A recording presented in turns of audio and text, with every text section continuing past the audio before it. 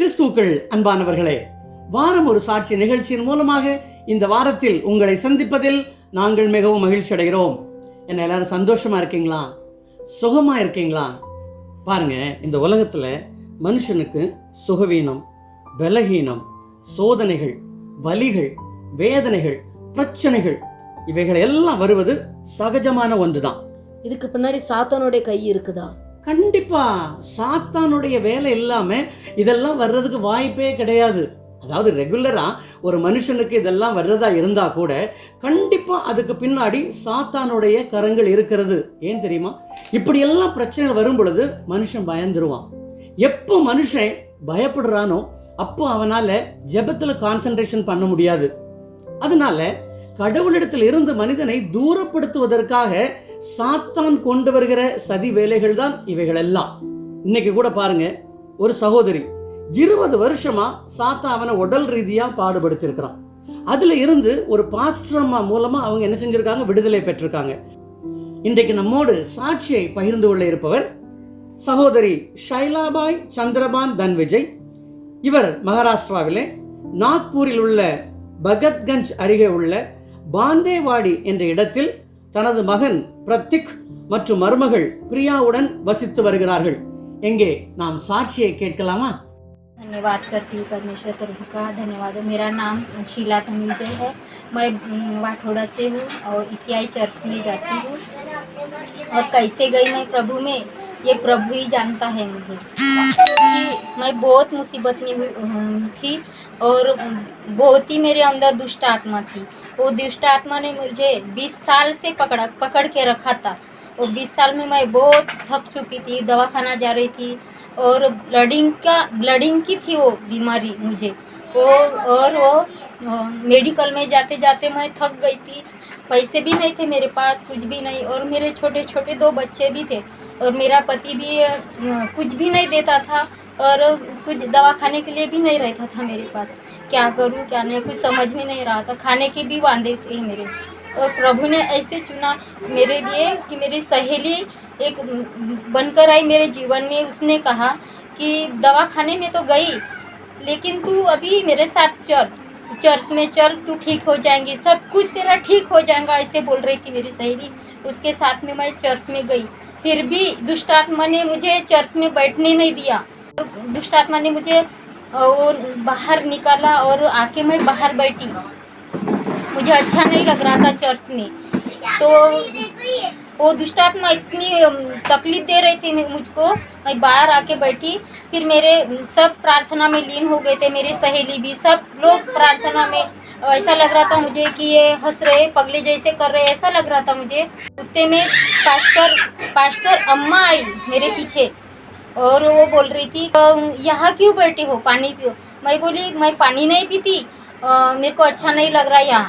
तो पास्टर अम्मा ने मेरे साथ बात करी। वो पास्टर अम्मा बोली कि यहाँ तक आए हो तो कुछ ना कुछ खा के जाओ, ऐसे पास्टर अम्मा ने बोला मेरे को। और पानी पीने को दिया मेरे को। वो पानी पी और फिर बैठी। उसके पीछे मैं अंदर चली गई चर्च के अंदर और 3-4 दिन वहीं पे रही। फिर मैं प्रभु में आई और इतना सारा मेरे जीवन में प्रभु ने कार्य किया कि मेरा पूरा परिवार प्रभु में आ गया और बेटे को भी संभाला और पूरे परिवार को प्रभु ने संभाला। जितना मैं प्रभु का धन्यवाद करूंगी उतना मेरे लिए कम है। इतनी सी गवाही देकर मैं प्रभु का धन्यवाद करती हूँ। लाख लाख धन्यवाद। ஆமேன். நல்ல ஒரு சாட்சியை கேட்டேன் இல்லையா? பாருங்க, இன்றைக்கு உலகத்துல பெண்களுக்கு கிட்டத்தட்ட ஒரு 50% பேருக்கு இந்த ப்ராப்ளம் இருக்குது. ஸோ ஒரு பெண்மா நீங்க இதை பத்தி என்ன நினைக்கிறீங்க? நீங்க நான் ஒர்க் பண்ண இடத்துல கூட பல பெண்கள் கல்யாணம் ஆகாத பிள்ளைங்க லீவ் போடுவாங்க. அப்போ லீவ் போட்டதுக்கு என்ன ரீசன், எதுக்காக நீங்கள் வரலன்னு கேட்டாலே 10ல் 5 இல்லாட்டி 6 பிள்ளைங்களுக்கு ஒரே ரீசன் தான், எங்களுக்கு மந்த்லி ப்ராப்ளம்னால நாங்கள் ஆஃபீஸ்க்கு வரல அப்படின்னு. அப்போ நான் கேட்பேன், மந்த்லி ப்ராப்ளம் வர்றது இது நார்மல், சரி தானே? நார்மல் இருந்தும் நீங்கள் எதுக்கு ஆஃபீஸ்க்கு வர்றது இல்லைன்னா அவங்களுக்கு அது அப்நார்மல் கேஸ்னால் சில பேருக்கு 3 மாதம் வராது, சில பேருக்கு 6 months வராது. அதுக்கப்புறம் அவங்களுக்கு மந்த்லி பீரியட்ஸ் வந்தால் ஒரு 15 days 20 days அப்படி ஒரு ப்ராப்ளம். இது நிறைய பேருக்கு நான் கேள்விப்பட்டிருக்கிறேன். ப்ளஸ் நாங்கள் வந்து எஜுகேஷன் ஃபீல்டில் இருக்கிறதுனால கோச்சிங் கிளாஸஸில் கூட சின்ன சின்ன பிள்ளைங்க 7ஆம் கிளாஸ் 8ஆம் கிளாஸ் பிள்ளைங்க கிளாஸஸில் 3 நாள் மாதம் வர்றதில்ல. என்னன்னு கேட்டால் எங்களுக்கு வந்து நாங்கள் பேரண்ட்ஸ் சொல்லுவாங்க, நாங்கள் ரொம்ப மெடிசன் எடுத்து கூட எங்கள் பிள்ளைங்களுக்கு இது குணமாகிறது கிடையாது. எவ்ரி மந்த் வந்து அவங்களுக்கு வந்து பெயின் வந்து அவங்களால ஒன்றுமே செய்ய முடியாது, அவங்களுக்கு ஸ்கூலுக்கு போக முடியாது, பாடம் படிக்க முடியாது. அது எப்படி, ஒன்று வந்து அவங்களுக்கு ப்ரொலாங்ட் ப்ளீடிங் ஆகிறது, இரண்டாவது வந்து அவங்க வந்து டிலேடு பீரியட்ஸ் ஆகிறது. இது வந்து இப்போது 10ல் வந்து 5 இல்லாட்டி 6 பிள்ளைங்களுக்கு சேம் காமன் ப்ராப்ளம்ஸ். ஸோ நீங்கள் ஒரு பயாலஜி டீச்சராக இருக்கிறதுனால உங்களுக்கு என்னோட அதிகமாக இதை பற்றி தெரியும்.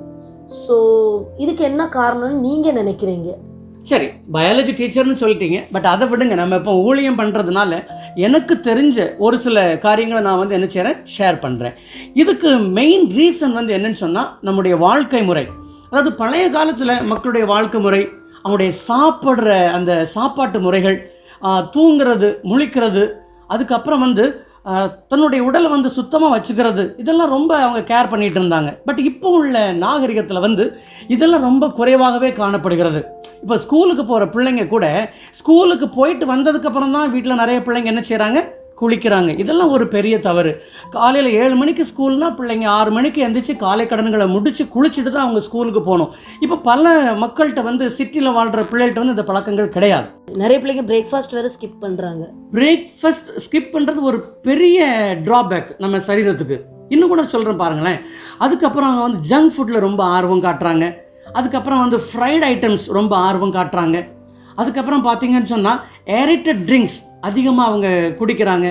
அப்புறம் வந்து இந்த மைதாவில் பண்ணப்படுகிற பர்கர், பீட்சா, இதில் வந்து அதிகமாக அவங்க என்ன செய்கிறாங்க, ஆர்வம் காட்டுறாங்க. அதுக்கப்புறம் வந்து டின்டு ஃபுட்டு, அதுக்கப்புறம் சொன்னால் ப்ரிசர்வேட்டிவ்ஸ் ஆட் பண்ணியிருக்கிற ஃபுட்டு, இதெல்லாம் நிறைய சாப்பிட்றாங்க. இதை விட அதிகமாக நீங்கள் என்ன பார்த்தீங்கன்னு சொன்னால் பிராய்லர் சிக்கன். இந்த பிராய்லர் சிக்கன் வந்து நம்முடைய உடம்புக்கு நல்லதே கிடையாது. அது ஆணாக இருந்தாலும் சரி, பெண்ணாக இருந்தாலும் சரி, சிறு பிள்ளைகளாக இருந்தாலும் சரி, பெரியவங்களாக இருந்தாலும் சரி. ஸோ இதெல்லாம் ஒரு மெயின் ரீசன். அதுக்கப்புறம் பார்த்தீங்கன்னு சொன்னால் பிள்ளைங்களுடைய அந்த ஸ்லீப்பிங் சைக்கிள், சரியான டைமுக்கு தூங்கி சரியான டைமுக்கு அவங்க முழிக்கிறது இல்லை. அதுக்கப்புறம் மொபைல் அதிகமாக யூஸ் பண்ணுறது. பாருங்கள், நம்ம ஊரில் சொல்லுவாங்க சனி நீர் ஆடு அப்படின்னு சொல்லுவாங்க. அதாவது ஒவ்வொரு வாரமும் சனிக்கிழமை தலையில் எண்ணெய் வச்சு குளிக்கணும்னு சொல்லுவாங்க. இன்றைக்கி தலைக்கு எண்ணெய் வைக்கிறதா, எண்ணெய்னாலே கிச்சனுக்கு மட்டும்தாங்கிற ஒரு நிலைமை ஆகிப்போச்சு. தலைக்கு எண்ணெய் வைக்கிறதே கிடையாது. ஸோ இதெல்லாமே ஒரு காரணம் தான். So what do you think, how can they overcome from such kind of problems? இதிலேருந்து வெளியே வரணும்னு சொன்னால் டாக்டர்கிட்ட போகக்கூடாதுன்னு நான் சொல்லலை. நீங்கள் எல்லாருமே கண்டிப்பாக டாக்டர்ஸ்கிட்ட போங்க. உங்கள் பிள்ளைங்களை கூப்பிட்டு போங்க, இல்லை உங்கள் வீட்டில் பெரியவங்களுக்கு ப்ராப்ளம் இருந்தால் நீங்கள் கூட்டிகிட்டு போங்க, மருந்துகளெல்லாம் வாங்குங்க. ஆனாலும் ஏதாவது ஒரு பிரச்சனை இயற்கைக்கு மாறாக இருக்கின்ற பொழுது அதை நீங்கள் மருத்துவத்தோடு சேர்ந்து நம்முடைய கடவுள்கிட்ட என்ன செய்யணும், அதுக்காக நீங்கள் ஜெபிக்கணும். மருந்து வாங்குங்க, ஆனால் அதே மருந்து நீங்கள் என்ன செய்யுங்க, ஜெபம் பண்ணி ஆசீர்வாதம் பண்ணி அதை நீங்கள் என்ன செய்யுங்க, எடுத்துக்கோங்க. ஏன்னு சொன்னால் உலக பிரகாரமாக மருத்துவர்கள் வந்து மருந்து கொடுப்பாங்க. ஆனால் நம்முடைய சரீரத்துக்கு சுகம் கொடுக்கிறவர் நம்மை படைத்த கர்த்தாதி கர்த்தர் ஒருவர் தான். அதனால் நீங்கள் எல்லாருமே என்ன செய்யுங்க, கண்டிப்பாக இதுக்காக ஜெபம் பண்ணுங்க. ஏன்னா இன்றைக்கி உலகத்தில் நீங்கள் கூட காலையில் சொல்லிட்டு இருந்தீங்களே, 1/3 of women's are facing same kind of problem. So it's really a very serious issue faced by all the girls, youngsters mostly. So what about Indians? India only 1/3 of women they are facing this problem, and in a year 1 million of females are suffering from one kind of disease that is called as PCOS. இப்போது எங்ககிட்ட கூட ஒரு student படித்தாங்க. அந்த பொண்ணுக்கு ஒரு 13 வயசு இருக்கும் பொழுதே இதே ப்ராப்ளம். அதாவது அவங்களுக்கு மாதவிலக்கு வந்து 15 நாட்களாக நிற்பதில்லை. இன்றைக்கு அந்த பொண்ணுக்கு வயசு 30-32 வயசு ஆகிட்டு இன்றைக்கி அதே ப்ராப்ளம் தான். அப்போது இந்த ப்ராப்ளத்துக்காக இன்றைக்கி எல்லாரும் ஜெபிக்கிறாங்களா? ஒரு வருஷத்துக்கு 1 மில்லியன் சொன்னால் இது ஒரு பெரிய என்ன சொல்கிறது, சாத்தானுடைய டார்கெட். அப்போ நாம் எல்லாரும் இதுக்காக என்ன செய்யணும், கண்டிப்பாக ஜெபிக்கணும். சரியா? இன்றைக்கி சாட்சி கொடுத்த சகோதரியை பாருங்கள், அவங்களுக்கு இதே ப்ராப்ளம் தான். அவங்களுடைய ஃப்ரெண்டு சொல்கிறாங்க சர்ச்சுக்கு போகணுன்ட்டு, இவங்களுக்கு சர்ச்சுக்கு உள்ளே போக முடியல. ஏன் தெரியுமா? அவங்களுடைய உடலில் வந்து அந்த அசுத்த ஆவி இருக்கிறதுனால பரிசுத்த ஆவி இருக்கிற ஆலயத்திற்குள்ளாக அவங்களால இருக்க முடியல, வெளியே வந்துடுறாங்க. அந்த பாஸ்டர் அம்மா தண்ணி குடிக்க சொல்கிறாங்க. தண்ணி குடிச்சதுக்கு அப்புறம் தான் அவங்க என்ன செய்கிறாங்க, ஆலயத்துக்கு உள்ளாக போகிறாங்க. அவங்க சுகத்தை பெற்றுக்கொண்டாங்க. அவங்க குடும்பமும் இன்னைக்கு இயேசு கிறிஸ்துவை அறிந்த ஒரு குடும்பமாக காணப்படுகிறது. இங்கே ஒரு வசனத்தை எடுத்து வாசிக்கலாமா? 2 கொரிந்தியர் 3ஆம் அதிகாரம் 17ஆம் வசனம். கர்த்தரே ஆவியானவர், கர்த்தருடைய ஆவி எங்கேயோ அங்கே விடுதலையும் உண்டு. 2 Corinthians chapter 3 verse 17. Now the Lord is a spirit, and where the spirit of the Lord is, there is freedom. ஆமென். பாத்தீங்களா? கர்த்தரே ஆவியானவர். அடுத்தது பாருங்க, கர்த்தருடைய ஆவி எங்கேயோ அங்கே விடுதலை உண்டு. பாருங்க, அந்த சகோதரிக்கு இருந்தது வந்து ஒரு ஆவியுடைய பிரச்சனை, அசுத்த ஆவி. அவங்க வந்து அது துஷ்ட ஆத்மான்னு சொல்லியிருக்கிறாங்க. ஆனா பரிசுத்த ஆவியானவர் இருக்கிற இடமாகிய ஆலயத்திற்குள்ளே சென்றவுடன் அவருடைய பிரச்சனை அங்கே விலகி விடுகிறது. அப்ப நாமளும் என்ன செய்யணும் தெரியுமா? பரிசுத்த ஆவியான இடத்துல ஜெபிக்கணும். நம்முடைய பிரச்சனைகளை எல்லாம் அவர் முன்னாடி வைக்கணும். அவர்கிட்ட இருந்து விடுதலை நாம் என்ன செய்யணும்? பெற்றுக்கொள்ள வேண்டும். May God bless this sister and her family for this wonderful testimony.